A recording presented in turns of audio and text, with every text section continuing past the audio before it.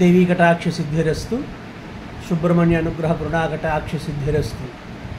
శరవణభవ సంస్థానం, భాగ్యనగరం మరియు విశాఖపట్నం.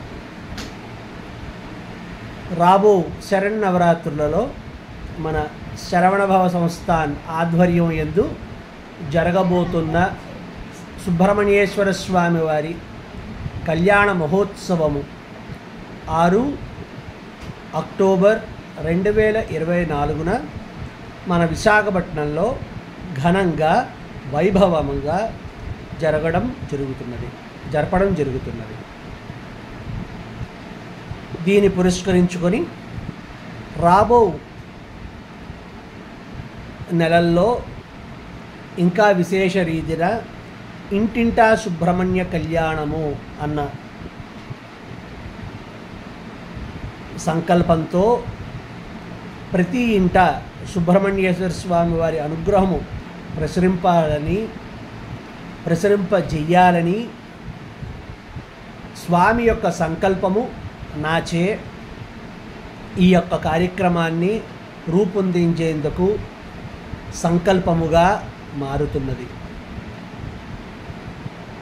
ఇంటింటా సుబ్రహ్మణ్య కళ్యాణము అంటే భాగ్యనగరమైనటువంటి హైదరాబాదు, విశాఖపట్నంలో ప్రతి ఇంట్లోని ప్రతి 2 ఇళ్లల్లోని కానీ చూసినట్టుగైతే ఏదో ఒక ఆర్థిక సమస్య, కుటుంబ సమస్య, లేకుంటే భార్యాభర్తల మధ్య విభేదాలు, కోర్టు సమస్యలు, రకరకాలైనటువంటి ఇక్కట్లను ప్రస్తుత గ్రహచార గోచార రీత్యా గత కొన్ని సంవత్సరాలుగా అందరూ ఇబ్బంది పడుతున్న తరుణం.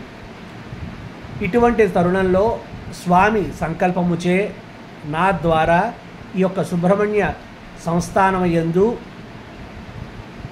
ఈ యొక్క కార్యక్రమాలను చేయమని ఆదేశం ఇవ్వడం జరిగింది. ఇప్పటిదాకా మన శరవణభవ సంస్థానం ద్వారా భాగ్యనగరంలో, నల్గొండ చుట్టుపక్కల హైదరాబాద్ పరిసర ప్రాంతాలలో 75 కళ్యాణాల దాకా విశేష రీతిగా మనం జరపడం జరిగింది. స్వామి అనుగ్రహంతో మరల ఈ ఆశ్వీజ మాసం నుండి శరన్నవరాత్రుల నుండి ఈ యొక్క కార్యక్రమమును పునః ప్రారంభం చేయడం జరుగుతున్నది.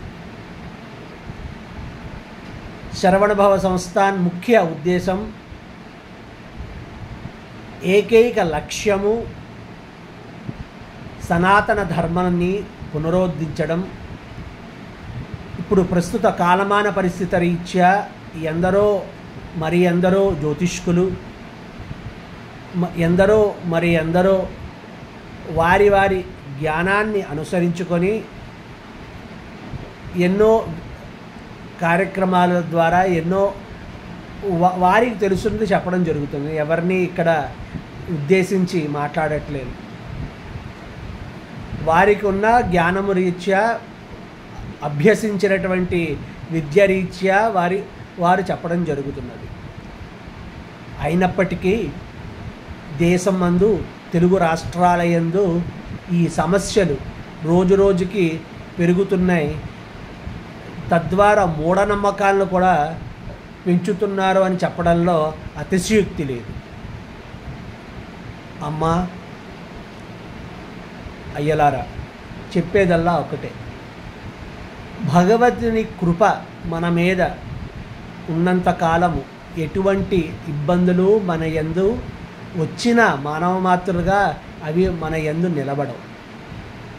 అలా నిలబడకుండా ఉండాలి అంటే సత్య సంకల్పము, మనం చేసేటువంటి విధి విధానాలు రోజువారీ భగవంతుడనే కాదు, మీరు చేసుకునేటువంటి ప్రతిరోజు మీరు చేసేటువంటి పనులు సవ్యంగా ఉన్నాయా లేదా, ఎంతవరకు సవ్యతను మన పనుల్లో మనం చూస్తున్నాము, చేస్తున్నాము, అవలంబిస్తున్నాము అన్నది కూడా చాలా చాలా చాలా ముఖ్యమైనటువంటి అంశాలు. మన బుద్ధి, మన ఆలోచన సరళి, మనం చేసేటువంటి కార్యక్రమం ఎటువంటి కార్యక్రమాలైనటువంటి ధర్మబద్ధంగా ఉన్నాయా లేదా. ఉదయాన్నే లేచి బోళ్ళన్ని పూజలు చేసేవన్నీ కూడాను తప్పుడు పనులైతే భగవంతుడు అనుగ్రహించడు. మన ఆలోచన సరళి విధానము సమయమైందుకు లేకపోతే ఎవరు అనుగ్రహించరు.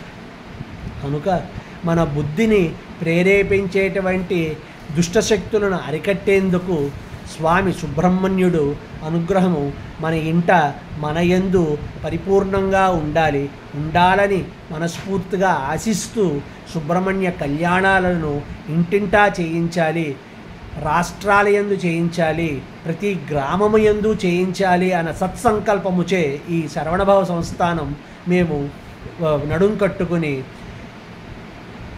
ప్రస్తుత సమాజంలో ఉండేటువంటి మూఢనమ్మకాలను వ్యతిరేకిస్తూ సనాతన ధర్మాన్ని నిలబెట్టడానికి మా వంతు ప్రయత్నంగా సుబ్రహ్మణ్య అనుగ్రహంతో చేసేటువంటి సుబ్రహ్మణ్య కళ్యాణాలను మరలా ఈ ఆశ్వీజ శుద్ధ చవితి నుండి మేము మొదలెట్టడం జరుగుతున్నది.